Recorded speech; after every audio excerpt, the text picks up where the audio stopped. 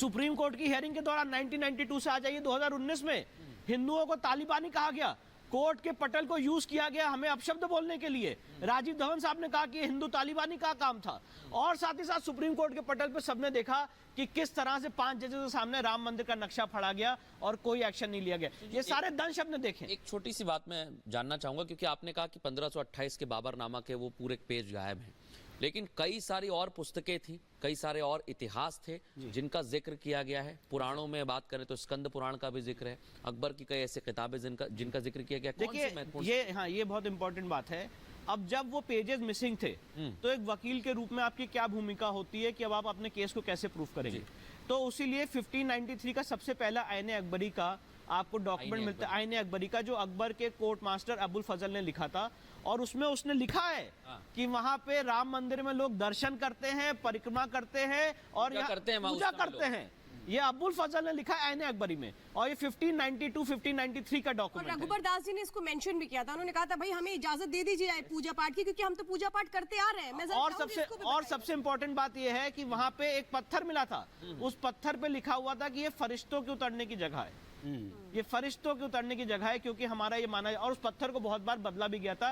3 ऐसे इंस्क्रिप्शन मिले थे, श्री विष्णु हरि शिलालेख मिला था, और साथ ही साथ बहुत सारे ट्रैवलर्स आए, चाहे मुनिची आए, निकोलो मुनिची आए, बुकनन आए, फ्रेंच ट्रैवलर्स आए, इटालियन ट्रैवलर्स आए, सबने कहा कि यहाँ पे बराबर राम मंदिर की लोग पूजा पाठ। और सुमित, बड़ी दिलचस्प बात है, और विष्णु जी जो बता रहे हैं कि ये सब समकक्ष रहे हैं। तुलसीदास भी उस समय, जैसा श्वेता जिक्र कर रहे हैं, लोगों ने कहा भी था बराबर। मैंने वही बताया कि 1528 से 1855 तक बराबर प्रूफ और डॉक्यूमेंट्स मिलते हैं कि हिंदू समाज के लोग वहां पे पूजा कर रहे हैं। और सबसे महत्वपूर्ण बात है, पूरी लड़ाई जैसे यहाँ पे अभी माननीय वरुण जी ने कहा तब शुरू हुई है 1855 में, जब ब्रिटिश सरकार ने वहां पे एक रेलिंग खींच दी और रेलिंग खींच के हमें बाहर फेंक दिया, और हिंदू समाज के लोग वहां पे आउटर कोर्टयार्ड में पूजा करने लगे। ये बात तब से डिस्प्यूट शुरू हुआ। चाहूंगी इस चीज को और बढ़ाइए आप विष्णु शंकर जैन जी की 1858, चूंकि 1855 का आपने जिक्र किया, 1858 में महंत रघुबर दास जी ने ही ये बात कही थी कि भाई हमारा अधिकार है ये, कम से कम पूजा का जो अधिकार है वो तो हमें आप दे दीजिए। बिल्कुल, इस बात को जरा सर समझाइए। देखिए वही यहाँ पे भी वरुण जी ने बात कही थी कि 1858 में रघुबर दास जी ने कहा था कि हमारे यहाँ पूजा का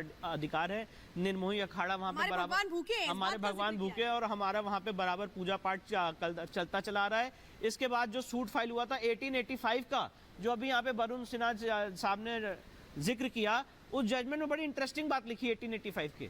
उसमें ये लिखा है कि जो औरंगजेब ने कर दिया, जो बाबर ने कर दिया, अब हम उसको मेट नहीं सकते हैं। और यही यक्ष प्रश्न सुप्रीम कोर्ट के पटल पे उठा कि जो औरंगजेब ने किया है, जो हिंदू समाज के लोग बराबर पूजा कर रहे हैं, आपने घुस के उसको एक मस्जिद के रूप में कन्वर्ट कर दिया। तो ये जो ऐतिहासिक भूल है, क्या कोर्ट आज की कॉम्पिटेंट है इस ऐतिहासिक भूल को, इस ऐतिहासिक गलतियों को रेक्टिफाई करने के लिए? और सुप्रीम कोर्ट ने अपने जजमेंट में कहा है कि ऐतिहासिक भूलों को आज का सॉवरेन सही कर सकता है।